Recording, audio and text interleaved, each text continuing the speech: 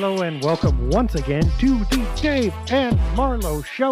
This week featuring 100% more Marlow. Yay! The snow's cleared up in the Midwest. How are you doing today, my friend? Man, nice and warm. Thankful for that snow to be going. I'll say that. Definitely great to be back. Yeah, it is good to have you back too, although we thank Adrian Bernachich for filling in all the way from Australia. That's the way it works nowadays. You miss out on someone, they have to cancel out, and you just make a call halfway across the world, and someone is with you right there. But Adrian has a family and a daughter and all kinds of things going on, and so, we thank him for filling in. Oh boy, we have a mixed kind of week. There was a big gap in between, one of those wonderful rests that the Blazers need so much. They lost last Friday to the Denver Nuggets in fairly convincing fashion. They did okay in the first half, but second half goes bonk. And then it was the inverse against the Charlotte Hornets at home, whom they should have beaten easily, but Charlotte gave them a run in the first half and Portland blew them away in the second half. Thoughts from those games or on how the Blazers are doing right now? You said it right, just the inverse and how we kind of expected it to go. I was definitely a little bit worried in that Hornets game. The Hornets were coming in, I think they were on their fifth game, on a 6-game road trip in the Western Conference, so you kind of expect Portland to come out with some legs and get out in transition and get going. And next thing you know, you're down almost double digits in the first half. So it's great that they were able to kind of flip that switch. And I guess at the end of the day, going 1-1, I don't think that's the end of the world. I think that's what you kind of expect. So definitely a tough loss to Denver, but you'd be able to bounce back and give yourself some momentum going into a pretty breezy November. Not November, January. Yes, going backwards. Well, yeah, the Hornets game was curious. I mean, the effort was really suspect in the first half. Let's talk about that in a minute. But the Blazers did not have a huge advantage in three-pointers. They had an advantage in percentage. They shot 50%, but the Hornets shot 40%. And for Charlotte, that's like a lottery ticket. They're not a good shooting team at all. Portland only hit 14 three-pointers when Charlotte hit 12. That's nowhere near enough. But how the Blazers ended up turning it around was 25 fast break points and 52 paint points. So when the girl who brought them wouldn't dance, or was dancing with the Hornets too, they instead went to the sidelines and did a little jig and a boogie with other team strengths and came out ahead. I guess you manufacture a win however you can, right? And the jig and the boogie they did. I love the fact that they were able to kind of get some off-ball movement going with Anfernee Simons. It had been a rough stretch for him over the last couple of games. I think they talked about it. He had went 3 straight games without 20 points, which is almost like just unheard of for him. And it's definitely troublesome when he's not, defending well and doing all that too. So getting him going early, I thought that was a big game changer for them. And of course, you got to talk about Jusuf Nurkic, career high 5 3-pointers. Just a great way to come home and get a win. That's the best way you can put it. Let's talk about both of those things. Let's start with Simons, because that's the more difficult subject, perhaps.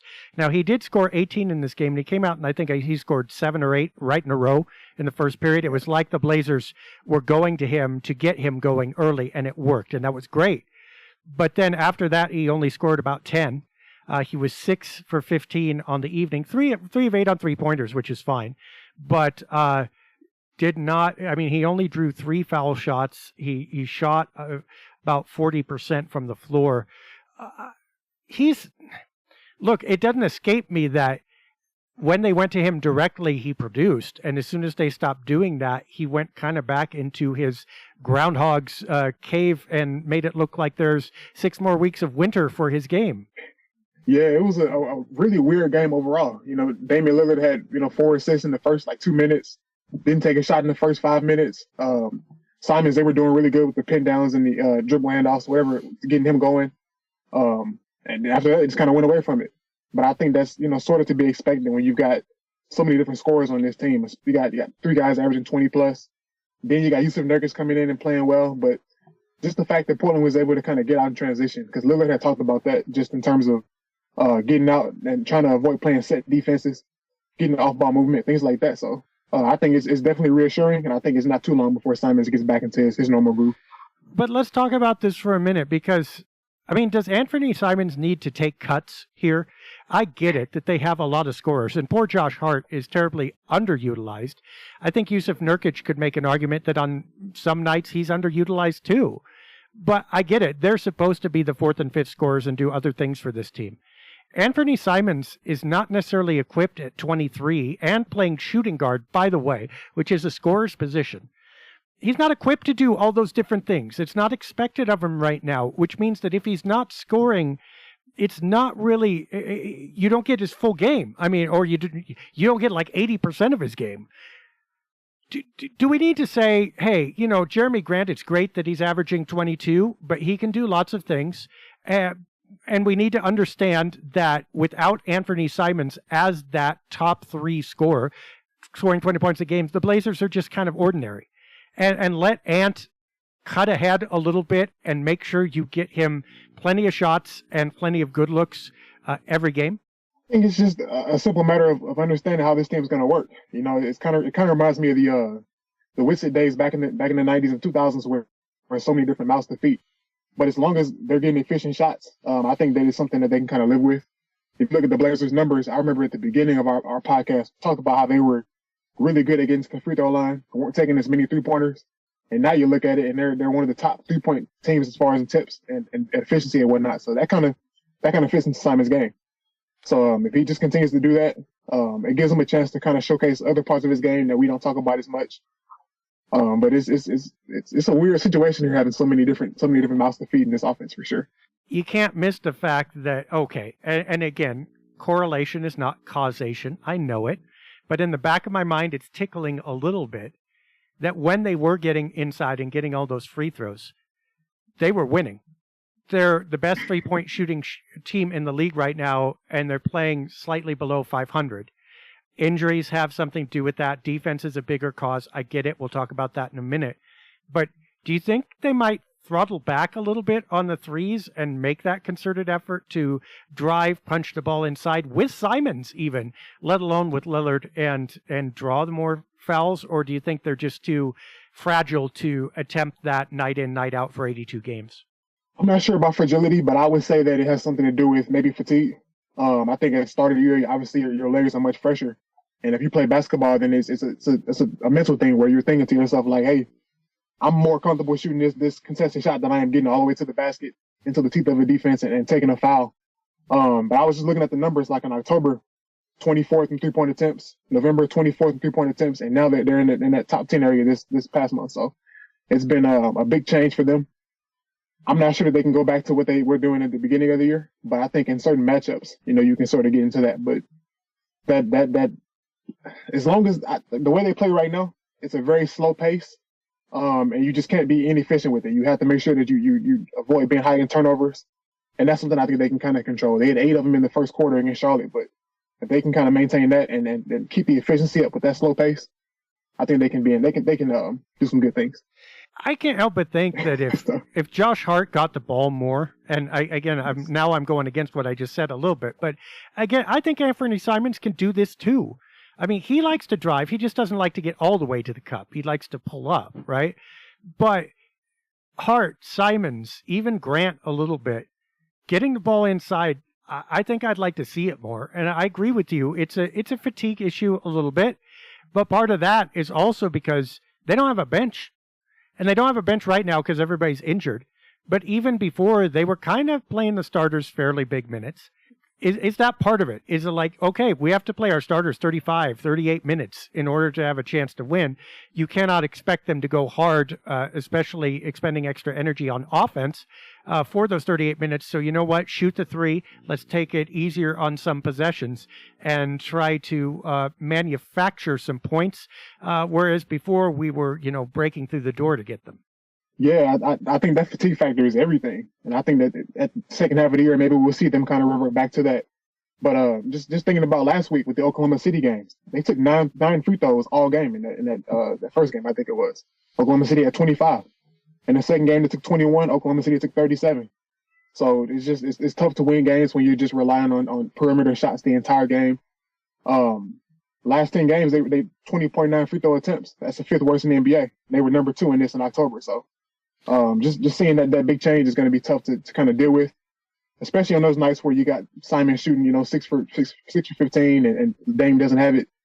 It's going to be tough. So I think if they get days off and rest, they can kind of take advantage of that. But if not, it's going to be tough because you don't lose to a team like that, and you think you're going to be a postseason contender like that. So, yeah, I mean, and it is a massive change when you put those two together.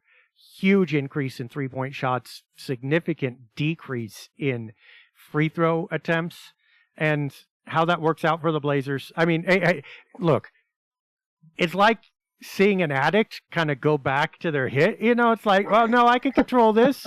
I know I did this for years and it wasn't the greatest, but I got it this time. And you're going like, okay, let's, I want you to shoot those threes. I mean, do it responsibly. If you have a problem, call 1-800-3-pointer, and we have counselors standing by. I just want a few free throws too to make sure that balances out. Speaking of Lillard, let's dive into this. We got to do Nurkic too, but let's do Lillard first. There was a suggestion made in a mailbag that I kind of answered. Damian Lillard breaks Clyde Drexler's scoring record, and he arguably the greatest trailblazer of all time. We get all the emotions, we get all the cheers, we get all the charisma, we get the face of the franchise. Clearly the most influential player that has ever put on a Portland uniform, granted. But if you just look at his blind stats right now, they're very, very, very good. But is he really still distinct from a dozen other players in the league? And a dozen is a small number. I mean, if you got top dozen, you're good. But you know what I mean? Like, Blazers rate Damian Lillard greater than any other player in the universe, even right now. The list of people they trade him for is like 3, maybe. Is he really that good? Or do the Blazers and Blazer fans kind of overrate what he brings to this team because all the rest of the stuff is so good? I think I ended up putting myself on like the latter side of that, just because of the last time we seen Damian Lillard in a postseason game in which all the marbles were on the table, he dominated. He was absolutely brilliant against Denver. So I'm not buying too much into the regular season in terms of how he plays, and there are going to be nights where he just offensively he doesn't have it. But in the postseason, I love his chances of continuing to do what he did. And when you talk about a guy like Clyde Drexler, I think it was kind of similar. You look at the numbers. They were on a little bit of a dip when he got into his 30s after that 92 season, and it just sort of slipped away a little bit. So that Lillard is still, in contention for that top 12 spot in the NBA, I think is definitely reassuring. And just on the note of Lillard in that Charlotte game, I love the way he defended. Terry Rozier, a 20-point scorer, Lillard takes on that assignment, and Rozier shot 0 for 7 in 31 possessions. So just seeing that kind of effort from him, I think you can be inspired by that. And come postseason time, I think that he'll definitely, show both sides of that too. So, yeah, well, I mean, and to the point. Okay, let's look at Lillard's last 4 games. First game against the Thunder, 9 for 17 from the field, 6 for 12 from the arc for 28 points. The typical fantastic Lillard performance, right? Second game versus the Thunder, 6 for 19, 2 for 11, 16 points. Kind of falls off a cliff. Now, again, perspective. 16 points, you suck. Well, for 90% of the NBA, that's a great night. All right, so we understand that. But, measuring Dame against Dame. You have the Nuggets then. Lillard goes 10 for 22, 4 for 11, 10 for 10 free throws, by the way, 34 points. A superlative Damian Lillard game. I mean, just fantastic. And then you got the Hornets game, 5 for 18, 1 for 10 from the arc, 17 points. So right now, I mean, at the beginning of the season, it was feast, 30 points a game. Like, this is incredible. He's back. Now it's like, okay, great night, bad night, great night, bad night. What's going on here? I mean, is it just a regular season and it doesn't matter? Or is Dame really struggling? Is he being defended better? What do you think's going on? I think there could be a little bit of a discussion about, the losing of a step when you get a little older like that. I think the one thing that really stands out to me is the amount of three-point attempts. A lot of these nights, 19 field goals, 11 three-pointers, 18 field goals, 10 three-pointers, so a lot more three-pointers than normal. And you see that in his three-point rate. 60% of his shots are coming from the three-point line. So I think it's not seeing as much of that driving to the basket, not as much mid-range, not as much getting to the line compared to what we would normally see. But like I say, I think that, when he gets hot, there are a few players that can do what he does. So I don't concern myself too much with that. Actually, yeah, let's follow up on that. Okay, in those games, you have Oklahoma City 1, where 12 of Damian's 17 attempts were from the three-point arc. Yeah. So that's a huge number. 11 of 19 in Oklahoma City 2. You have Denver, where it's 11 of 22, so that's down to half now. And half of your shots from the arc for Dame is down now. That's less. He held back. And then 10 of 18 against Charlotte. So to your point, huge number of threes relative to the number of shots he's taking. Now, we're not counting free throw possessions, which are shots, but he's getting fouled on. Okay. The difference is, 1 make, 6 makes, 2 makes, 4 makes. So, you're getting the shutout innings, and it just kills him if he's not hitting the 3. Or if he hits a reasonable amount, he's going for 30. And that right there might explain Damian Lillard's offense as of December 2022. His numbers they're fascinating to look at. I know I rarely see players that have career highs in both 3-point rate and free throw rate. And he's also taken up the most possessions of his entire career, 2 per game at 31.8. So it's really weird, but I'm willing to give him a little bit of a pass just because of the fact that this is the first time he's ever had 2 20-point scorers on the same team as him. So everybody's kind of got to ease himself in and out. They're probably trying to figure out how to deal with chemistry, how to take over certain games. And you see it with Anfernee Simons. There are times where he will go a whole quarter without getting a shot, and there are other times where he takes 5 or 6 in a quarter. So definitely an adjustment period for everybody involved, but it's a fascinating stat sheet looking at him for sure. Well, and the two may be linked somewhat, because how is Dame getting his threes? Some of them are ISO. He just has the ball up top. He's going to take it.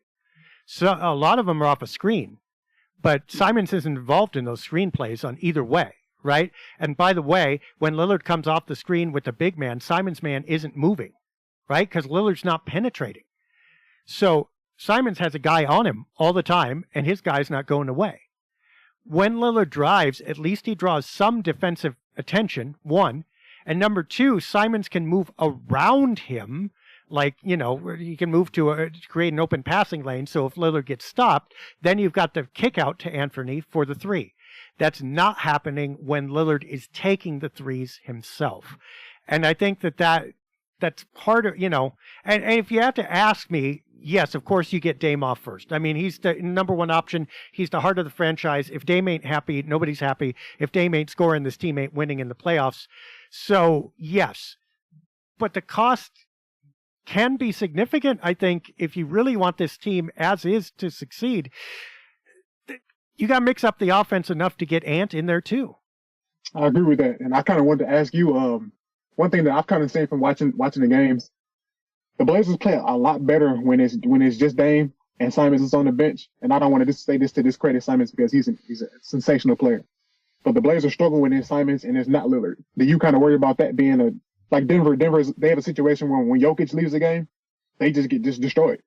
And Portland, I think, is the numbers probably say something similar. Do you notice that too? Well, you know what? I think it's true, but I think it might be semi-avoidable, and I might be wrong about this, because when Simons is running the second unit, the Blazers are still trying to run an offense, their offense, which, granted, this is Chauncey Billups, point guard, right? This is Detroit Pistons team, and the Blazers are kind of not exactly patterned after that, but if you have to pick a championship model that the Blazers could hew to, Detroit's pretty close. They'd like to be Miami, but they ain't got Shaq and they ain't got great defenders. So, that's not going to happen, right?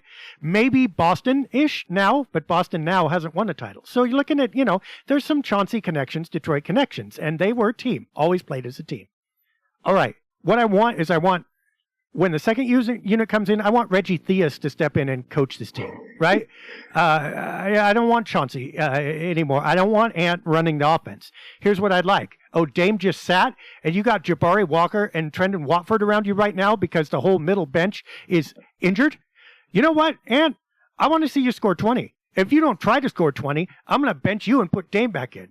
And you know what, everybody else? There's a reason that, your number is not single digits on the back of the uniform and they're not calling your name on the Jumbotron at the beginning of the game and you're slapping hands with kids handing out T-shirts because you're Jabari Walker or you're Trendon Watford. And I love those guys, by the way. It's no insult. But I don't want Anfernee Simons setting them up. I want those guys going and getting Ant's rebounds because they know he's going to shoot it. They got one job. Go do it. Let him score. And I want to see Ant set loose a little bit more. And you know what? I don't care. I don't care if he bricks shots. I don't care if it looks bad because he either develops into it and it doesn't look bad anymore, or it's an utter failure and you go, we don't have an Anfernee Simons what we thought we had. Well, one way or the other. Stop making him into a reserve point guard because he's kind of that, but also kind of not. I agree with that. I can't match you, joke for joke with that, but I definitely agree. When you got Lillard and Lillard and Nurkic on the bench, I think you absolutely have to go out and run. I think that's the best way to win games. You got so much energy on the bench. Trendon Watford, he's a guy that can take it off the glass and he can run full court. Jabari Walker, he showed flashes of that.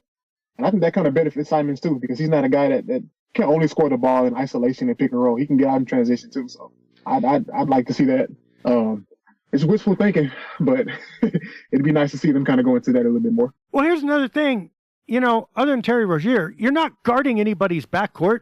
I mean, LaMelo Ball went 10 for 26 and scored 27 points. Shai Gilgeous-Alexander put the Blazers in swaddling cloths, stuck a binky in their mouth, and scored all around them as if they didn't exist. You just stay there, I'll handle this, right? It's Jamal Murray, let's not even talk about that. Another game winner. And he went 9, 17, 25 points. Look, they're not guarding anybody in the backcourt anyway. Can they let Simons release? Ant's not grabbing that offensive rebound. They got really good, defensive rebound. They got really good rebounders in there. Josh Hart is rebounding his heart out. Yusuf Nurkic is great. Even Jeremy Grant sometimes has great nights. Can you just, when the shot goes up, can Ant run out? And Nurkic grabs, spins, and hits him because the guy won a slam dunk championship and you wouldn't know it. He gets as many dunks as Kenny Skywalker does right now. And he's been out of the league for 30 years. So do something to boost him up and let him be different. Now, let's talk about Nurkic. The big thing. I don't know if you've watched the Blazers end of these broadcasts. Oh boy, they are crowing about Nurkic and his 3-point shot. 46% he is shooting. How do you feel about that whole development? Do you think it's sustainable? Do you think it's a good thing? Do you trust Nurk? How is all this striking you? Now that we're in January, I feel a little bit better about it. This was November, I'd be a little bit more skeptical. But I think that Jason Quick, he wrote an article about this, how he's been able to kind of walk the tightrope and kind of understand the difference between being aggressive and being cautious about how he's taking them. So I think that was the best thing about that game against the Hornets. In that first 6 minutes, he passed up 4 or 5 shots that he could have taken and got into dribble handoffs and screens for the guard. So him managing to be aggressive and finding his shots then is definitely inspiring.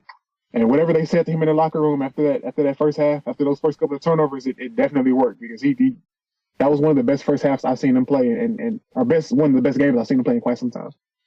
This is a bonus for Nurk, right? This is you did good. Here's your allowance. Go get some ice cream. And ice cream's good. I mean, his stroke is better, right? When you look at it, when I look at his stroke now, I'm going like, oh, that's going in. I'm like, wait a minute, that's Nurkic. No, that's going in. So, I mean, do you feel, when you watch him shoot, are you feeling more comfortable? I'd say so, yeah, especially when the defense kind of sags off because the Blazers like to use him as like a trailer. It takes him a long time to get up the court, so you can kind of get him into that DHO, and if he's open, he's going to take that shot. And the way the Hornets played him, the distance between me and him may as well have been me and you. It was so far away. Like Plumlee didn't want to guard him on those threes, so he's able to get open shots throughout the night. And the writing was kind of on the wall. I remember in the summer when he was playing in was it Bosnia? He was shooting 3-pointers, and people were like, "Oh, I don't know if this is going to translate." And that's exactly what it's done. It's translated extremely well. Yeah. Okay. So, kudos and applause to Nurkic. Do you think this is going to change the game for Portland? Is this a game changer? Is this worth getting super excited about? Yeah, and Quick's article, he talked about it opening up their playbook a little bit. And if they got him on the 3-point line, it opens up different sets you can run because now defenses have to kind of fear it. And there was a situation in that Hornets game where they it was Nurkic and Grant both out on the 3-point line, and they kicked it out to Nurkic. And PJ Washington was trying to decide how he would stunt. He was going to go at Nurkic and Grant. So you have to think about that. I think it's definitely something that benefits you because now they got 5 guys on the court that can score from deep. So it's definitely something that I think opens up their game a little bit, especially if they mix in those pick and rolls and get him going to the basket. He still has a couple of terrible turnovers that I can't really wrap my head around. But I think he's played. I like he had one. It was a pick and roll, and LaMelo Ball was kind of late coming over from that weak side to kind of get him. And in that situation, you've got 3 different options. You got a free pass to the basket with your right hand. If you don't, you're quick enough, you can get a post up on Ball. Or if not, you got a wide open Keon Johnson in the corner. And instead, he barrels in the ball and gets a travel. And it's just like I don't understand how that happens. But when he's on his game, I think he's definitely one of the top centers in the league, no doubt. I mean, I agree. The Blazers need another 3-point shooter like Ferrari needs another logo. I mean, they've got enough. I mean, everybody knows it. And I get the 5-player. I think it's better to have Nurk able to shoot it than not. I'm not arguing that at all. I think it's cool. He's shooting 1.9 a game. Great. I mean, and if he's on like he is against Charlotte, I wouldn't stop him. That's fantastic. He helped turn that game around. He really almost won it for them. All thumbs up to all of that. Okay. But, okay, if he's out there, someone needs to be cutting, and the Blazers need to get them the ball. That's not happening. Anfernee Simons isn't getting the quality shots he needs, and he's ahead of Nurk in my book. Josh Hart isn't getting shots, period, and he, by the way, could drive. I mean, he's not ahead of Nurk, but he should be parallel with Nurk. Like this whole celebrate the Nurk thing, I do want to reward him. I think he's been doing a lot of good things this year. But this is not the thing that's going to open up the Blazers winning. It's a wrinkle. I think it's a minor wrinkle. And again, come back at me, listeners. If in 3 months Nurk is canning 6 3-points a game and the Blazers are on top of the league, you can come at me. It's fine. And I will take that, by the way. I'd love it. But I think this is kind of like glitter on the cupcake. It's a little bit of it is okay, but it's not really edible. And it doesn't really change it. Just makes it look a little better. So we'll see on that. I mean, Marlow is probably more correct than I am. That usually happens, but let's see. But now that I hear your case, I kind of agree with that. I don't think it's going to be something that takes them from being a first-round team to a second-round team or anything like that. Just because the offense, a Tiger doesn't change his stripes. At the end of the day, when this team gets down, they revert to the ISO ball, and it's tough. You don't really see too much of that. So I think it's going to come down to them picking up the right habits and just being more efficient at the end of the day. So I kind of agree with you now that you've kind of given your case on it. Yeah, you know why I might be excited is now I like, obviously, Dame and Nurk pick and roll is classic, and they probably don't do quite enough of that. They could tend to mix that back in. But if Nurk can pick and pop out at the 3-point arc, it would keep opponents from crowding Dame on those screens. That would be devastating, like LaMarcus Aldridge with more range. But the thing is, it takes Nurk a long time to set up that shot, and he needs to be really pretty wide open unless he's on a roll. And that's part of my critique, too. I get it that the other team is leaving him wide open. That's a good thing. But I bet as soon as that stops, that his success rate plummets as well. And I can envision a playoff series where you're going like, okay, if Nurk just hits this 3-pointer, we're going to be okay. And Nurk ain't hitting that 3-pointer even when he is open. The Blazers need something else. But, hey, if it gets you through the middle of the season, knock yourself out. Okay, tough questions. Would you be open to trading Anfernee Simons? It would absolutely depend on the player. Well, let's assume I love his. We're not dumping. When I ask these questions, we're not dumping anybody. Okay, this team as constructed, unless you can tangibly make it better and not go laterally, this team should go into the playoffs like it is. I think we both agree on that, right? There's nothing that needs to be changed about this team right now, like an emergency button or they suck. But if you could conceivably improve with a package that included Anfernee Simons and was not necessarily at his position or bought a lot of experience. I mean, let's talk DeMar DeRozan or, somebody that was a significant name.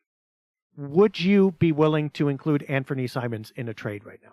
It's tough. That's extremely tough for for a 23-year-old that's continued to elevate his game every year and is playing at a borderline all star value. It'd be tough to do that. But if you're talking about a guy like I'd say, and this is very unrealistic, but if you're talking about a guy maybe like Gilgis Alexander or something like that, something similar that maybe gets you a little bit higher, I'd be game for that. DeMar DeRozan, I don't think that he really moves the needle, especially since he's in his almost in his mid 30s. And he's kind of proven that sometimes his postseason resume can be a little bit spotty. So it'd be tough to kind of bank on that. I think if you did do the move, it'd have to be for a front court guy. You know what I'm saying? I think when I watched them play against Denver, I noticed that Denver doesn't allow them to hide both Lillard and Simons. They bring both of those guys out and make them defend.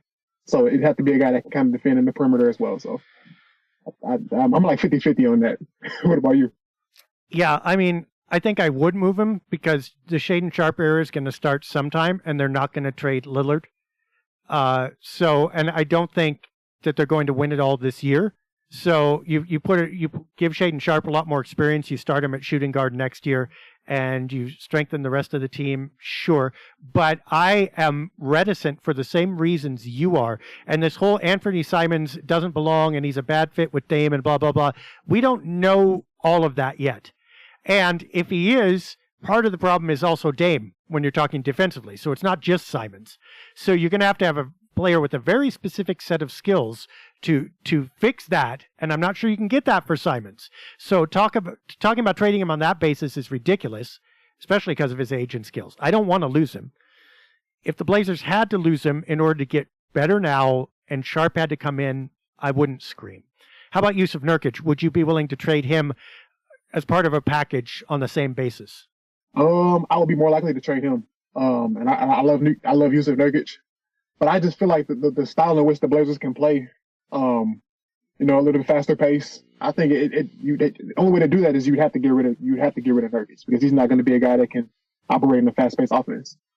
But at the same time, I think it's just like you said earlier, that pick and roll bond between Lillard and Nurkic is just so great that it'd be kind of hard to get something that can offset that.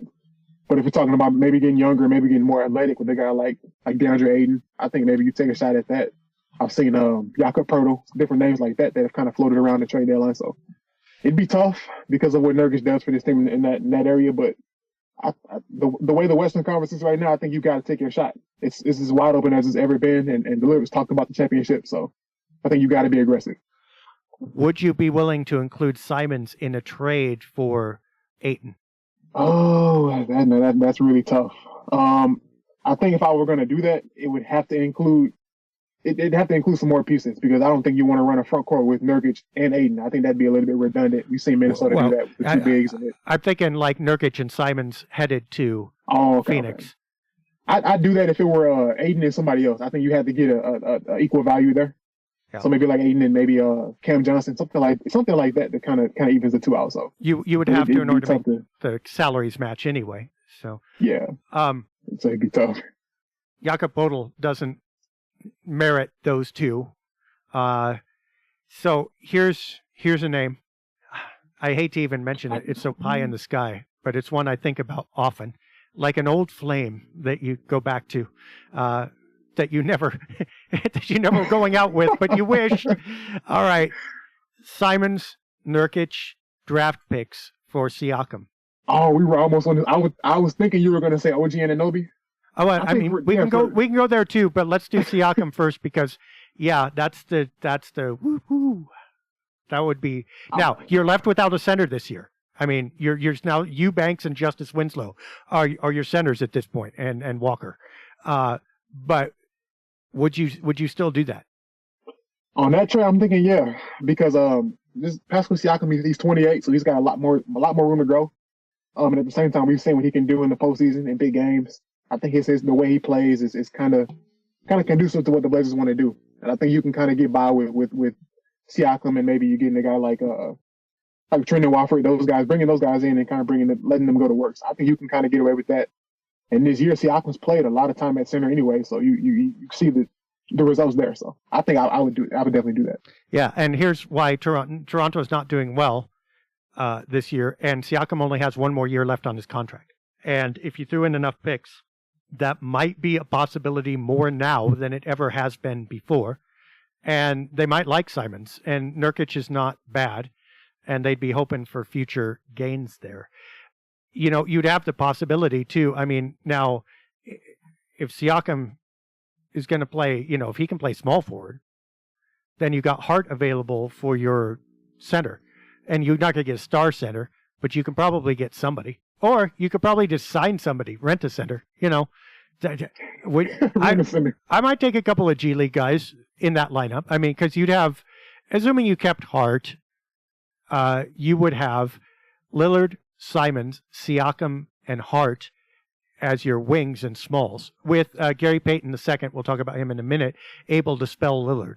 And then you still have Jeremy Grant in your front court and Justice Winslow and some rent-a-centers. Now, for the power of the first, I would endure the second. You sold me on it. I think we need to call Masai Ujiri right now and see if we can make this happen. I love the way that sounds, having a front court with Siakam and Grant and Hart. And just the ability to be able to switch everything on the pick and rolls on defense. It just bar none. I think that we talked about that for so many years with Derrick Jones Jr. and Robert Covington, and it just never worked out. Oh, but I think with this group here, you can kind of make that happen. I made a mistake. I put Simons in there. I meant Lillard, Sharp, Hart. I still like that. So yeah, you got Lillard and you got Hart and you got Sharp and Payton spelling them. And then you've got Siakam at small forward, and Hart can also spell him. And you got Nasir Little when he gets back, hopefully. And now you've got Grant and you got Winslow in the front court as well. Good enough for me. Sorry, folks, I named Simon. You're screaming at your dashboard or your whatever your podcast. So yeah, I mean, I would definitely take Lillard, Hart, Siakam, and Sharp and Payton coming off the bench. It's like not quite as dynamic offensively, but it's way better defensively. Way better, and also Sharp can fill in some of that. Sharp can do a little bit of Simons, and it'll only get better as you go along. And I mean, if we're going to play at the slowest pace in the league anyways, you might as well just take your shot on getting defense and trying to get out in transition and changing that a little bit. And that feels kind of like a Chauncey Billups-led team with guys that can switch across the board. Everybody can rebound. Everybody can handle. Everybody can pass. Like, Siakam's played 60% of his minutes at center this year, and he averages 7 assists. So 1 through 5, you have a guy that can just move the ball around. And then the Hornets game, you notice that's one great sign of a team that's playing with ball movement when everybody's kind of switching up on defense. So I think it's something that you definitely want to try, and give that idea some thought. So I'm on board with that 100%. It makes some sense for Toronto as well if they're not going to win right now. I mean, they've still got Van Fleet, right? And they still got OG Anunoby and Scotty Barnes.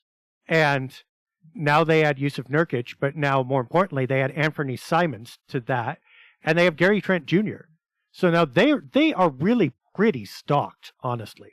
I mean, Van Fleet, Anunoby, Gary Trent Jr., Anfernee Simons, that's a lot of punching power. And you can run those guys in the 1, 2s, and 3s, right?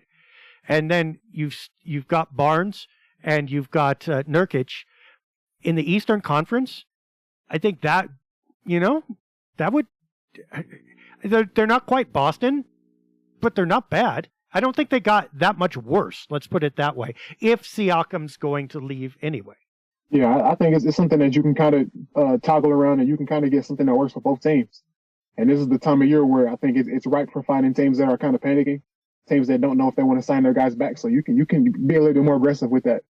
And just the Blazers and the Raptors, they have a little history of trading with each other too. So I think it definitely makes sense with Gary Trent Jr., Norman Powell, guys like that. So I'm not sure how much talk is going into this outside of this podcast, but I'd definitely be on board for even just considering that idea for sure. Well, I mean, that's why we go first, right? I mean, yeah, you might as well get used to this. This has been happening for years. You should have heard Dan and I back in the day. We were like 6 months ahead of everybody, which is when everybody says, that's bull crap. What the hell are you making up? And 6 months later, it's like, yeah, we've already talked about this so much. It's not even, we don't even talk about it when it happens. Anyway, let's end up with this. There are Gary Payton conspiracy theories growing strong in Portland now that, oh my gosh, he's never going to play. This whole thing is way worse than we thought. They keep pushing it back for a reason. It's like some kind of vaporware in computer software. You keep hoping this game is going to come out and they say Christmas 2022, nope. Spring 2023, nope. Winter 2024, now we got a new system, so we got to start way over, for this new updated console. Is Gary Payton going to play? Is there anything more to this other than he just is taking time to recover? When I first seen it, my first thought was, okay, Portland just seen Damian Lillard deal with the core injury, the abdomen injury, and they were like, okay, we're gonna play it safe. But that's just my speculation. They were saying he's gonna be ready for training camp. Gave him a 3-year deal, almost $30 million. So I'm thinking that sooner or later he's gonna come back. And I think it's kind of reassuring the fact that he did practice in full on was it Tuesday? So he's getting closer and closer, but it's tough to know without being in the locker room. It's hard to kind of know what's going on. But I don't know. I thought we'd have been talking about him by now. Yeah. I mean, if you read the comments on the latest, because he was maybe going to play against Golden State, which is tomorrow as we are talking, yesterday as you are hearing this podcast. And, I mean, there's literally strong comments in the section saying he's never going to play. He's just trade bait. He's not going to suit up in Portland. And I'm just kind of gobsmacked by this. I don't think that he was signed to not play. I don't think that he was signed as an extraneous player. He fills a critical role for the Blazers, and they were depending on that. I cannot fathom the Blazers signing him to not play him and to trade him. Do you think there's any chance that is going on? No, normally you can't even trade players that quickly, can you? Like, is this his contract can come up? Yeah, I mean it'll be January here, I think. Okay, yeah, I knew something was coming up, but it's just he fits the way Portland kind of gets their guard so well. It's just a confusing situation all around. But I think that I'm going to give it maybe a week or two before I panic on it because it's getting close. He did practice, so you literally signed him because of his tenacity. This is the guy who would back down from no one. This is the guy you say, you know what? Have me guard the center. I'll do it, right? Put me on the team's opposing score. He's never going to touch the ball. And by the way, let's talk a little bit about what GP2 can bring, because that's a separate subject. But unless you completely misread that, and by the way, Gary Payton, first of all, he's been a chronic role player his whole life. It's not like he's star powering the Blazers. I'm too good for this. He's worked for everything he's gotten. This is his first big contract, and he can't go to sleep on it, I hope. Unless you completely misread him, and everything up to this point that he's demonstrated in the league has been just a big lie, there's nothing more to this story than he's taking a while to get back. I don't understand the other part. Do you think GP2 brings to the Blazers something that no one else does right now? And if so, what is that? I think that we talked about it a little bit before, just being a 99th percentile pick and roll defender. And I think that the Blazers, you can never really have too many of those guys. I think that the Blazers have guys that can play with energy and play with intensity, but sometimes that energy and intensity doesn't lead to, the smart defensive play and whatnot. So having a guy like that, I think you can't underestimate, the power of having championship pedigree, which he brings from Golden State. Switchability and the level he brings defensively, I think you can't really replace that. So I think it'd be great to have right now with all of the injuries that the Portland has had as of late. So no, he's aggressive, and he can do something when he gets there. And this has been my critique of the Blazers for a long time. Even when they have defenders, they're kind of almost polite. I mean, like they can get to the spot, but what are they going to do when they get there? They're intimidating no one. Knock, knock. Can I share with you news of our Lord and Savior Jesus Christ? No, slam him and dunks, right? Okay, this guy is going to get in your grill. How many times have you said this season, gosh, they need to deny this guy the ball? Like if someone else is going hot, it's like you can't stop him once he catches it. Deny him the ball. And players kind of get there and try it, and they might pull it off for a play. But you just lose track of the defender. You don't even see the Portland defender anymore. You just see the ball going to the guy you didn't want to get it. It's like, okay, you cannot ignore Gary Payton like that. He will play ball denial. He will get up in your grill and get his hand in your dribble. He will stay with you. again, Justice Winslow. I pointed this out. Shai Gilgeous-Alexander. Remember that shot, the game winner? Oklahoma City won, right? Winslow's a good defender. Winslow's bigger than Gilgeous-Alexander. Winslow can do a little bit. But you know what? That's exactly the situation that Gary Payton should have been in. Because Winslow, as good as he is still reacting to the play. He's not dictating the play. He couldn't deny the ball. When Gilgeous-Alexander started to drive, Winslow had to respect that and go with him, right? So he takes a step back when Gilgeous-Alexander takes a step forward, and then Gilgeous-Alexander steps back, and Winslow can't cover it, and it's an open shot, okay? Gary Payton, first of all, is doing everything he can to make sure that Gilgeous-Alexander doesn't get that catch. Second of all, when he does get that catch, he's 2 inches from his face and his arms are up there, right? And third of all, when the jab step is there, there's no jab step because Payton's already in that spot. And when the step back is there, Payton is contesting because Payton is the one player on this roster that I have some confidence in being able to transform a defensive play instead of just go along with it. The Blazers can't give up on this guy. Blazer fans shouldn't give up on this guy. He's just what the team needs, and you got to believe that it's going to come through until it's proven that it doesn't. I think the way you said it, I can't really say it any better than that. I've counted 2 or 3 times just this week where I'm like, man, it'd be nice to have a guy that can go on the perimeter and defend at a super high level. With Shai Gilgeous-Alexander, and then the week before that, I think it was, who was that? I'm drawing a blank. Oh, Jamal Murray. Jamal Murray. Yeah. You can't stop it. So I'm thinking, like, we've already paid him too, so I just got to give him a chance. And I think Portland puts so much pressure on a guy like Jeremy Grant where he has to go out and defend the opposition's best point guard.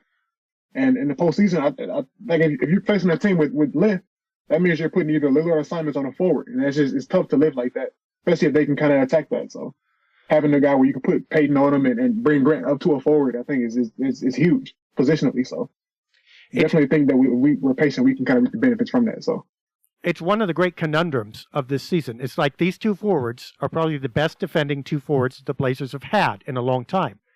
Where is it, though? Where is it? First of all, you don't notice it in the aggregate stats and the team-wide stats. And second of all, you notice Grant sometimes and Hart sometimes, but it's not consistent, right? There's no real demonstrable point of attack fireworks going on the defensive end, okay? It's like they're both good defenders, but they're in, waist deep in jello, and there's only so much that they can do. Well, where's that jello coming from? It's the pressure. Exactly the pressure that you just described. All right, hey, forwards, go out and guard point guards. Oh, okay. Well, I'll do that. Oh, but also, you haven't got a backstop behind you because Nurkic is not a real shot blocker, and we don't know entirely if he'll be there. And Drew Eubanks, bless his heart, is probably not going to be able to cover every play. So, also, watch your back, right? And watch everybody else's back, too, because we might need you to rotate. All right, now you've just taken my good defense and used it at point of attack on a quicker guy than me that I have to watch driving and shooting. And also I have to watch my back at the rim. And also I have to watch your back at the rim. Nobody's going to defend well. It's like taking a guy who studied for calculus and making him take 3 tests at once. Calculus, history, and literature. All right, I'm going to do great. Okay at all of them, but I can't. You should let me take one at a time. Gary Payton can take away one of those things from the forwards, which is not just going to make that point of defense better where Payton is, it's going to allow them to do one less thing, which means they'll be able to devote more energy and attention into the 2 other things.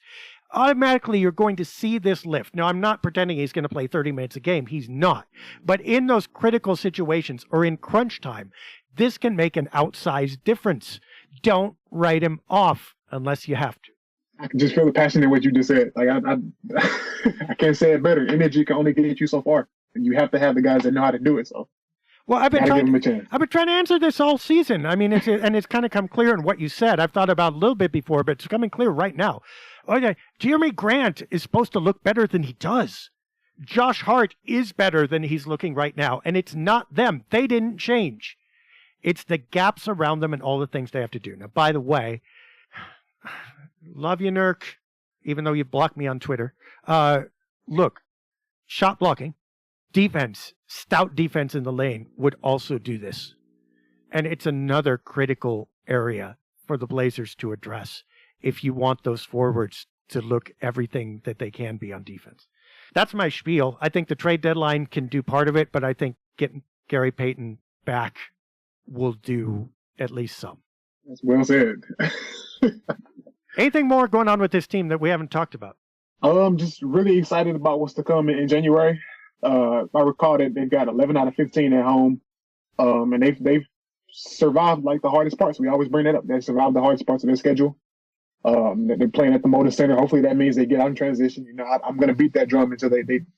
I don't know. I don't think they're going to hear this, but hopefully they do. You definitely want to see that. This is their best start to a season since 2020-21. So inspiring, and Western Conference is wide open. So I'm just really excited to see how all that's going to play out over the next couple of weeks. I agree with a marginal percentage that the schedule is going to give them an easier time and they're automatically going to get a few more wins. But their propensity to piss away those wins, sorry folks, but I mean, with bad quarters and subpar effort, and again, we should beat this drum, injuries, or you don't understand. Look, okay, you're going to take away some bench players. What do you not want to lose? Well, I don't want to lose Gary Payton. Okay, well, he hasn't shown up yet. Okay, well, then I really better not lose Justice Winslow, too, because he's gone. All right, well, can Nasir Little? No. All right, who's left? I mean, Keon Johnson is your best defender off the bench, folks.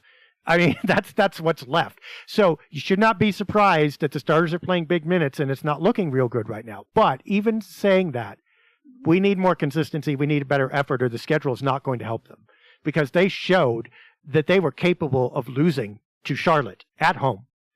And it took a career performance from Nurkic from the three-point arc to bail them out of that. Okay. They cannot depend on the schedule to automatically make them better. I hope they don't. I hope actually they get behind Lillard and Hart a little bit, because I think those two have the right, they understand what's going on, and everybody else fall in line and really go for it. If they attack this schedule, I think they can do real well. But if they do not attack it, I think they're going to end up with the same oatmeal, no, not even oatmeal, cream of wheat almost, that they've gotten so far. And they have the potential to be schedule agnostic, and that worries me. Yeah, it's definitely worrisome, because we talked about how important it was to survive getting to this point in the schedule. And it just, they haven't taken advantage of it. I remember we talked in our last podcast about how they had golden opportunities to beat the Thunder and the Rockets and whatnot. And then you drop 2 in a row in Oklahoma City in 2022. That's not a good sign. And any more injuries, me and you are going to have to go out there and suit up in a minute. So we got to just hope they can get healthy. And maybe they take a chance on somebody in free agency or whatnot. But I just hoping that they take advantage of it. That's crazy, because they did so well at this at the beginning of the year, beating teams under 500. They were like 8-3 last time I checked. So it's been a little bit of a struggle for them as of late, but hopefully they can get back on track. Yep. Schedule agnosticism is only fun when you're 10-4. It's no fun when you go 6-12 after. All right. It's 8-12 actually. But so before we go, tomorrow at Golden State, hosting Detroit on Monday, and then, another mini road trip at Minnesota on Wednesday begins it. So at Golden State, home versus Detroit, at Minnesota, 3 games. What's the record in those 3? I think you know me. It doesn't really matter what happens. I'm always optimistic about this group, because I've seen them at their best. I've seen them at their worst. I'm going 3-0. I'm going 3-0. I think that they take advantage of the 4-day layoff, get well rested. I think this team with rest, I think they're a different group. So I think they're going to go into Golden State, beat them. They're going to go into Detroit, get a win over them, and finish it off in Minnesota 3-0. Last time I predicted that, it didn't go well, but got to roll the dice. That's all right. They'll make up for it. Yeah, well, I think Golden State, I think Portland's guards might go off big time. I could see, 35 from Lillard and 28 from Simons, and there we go.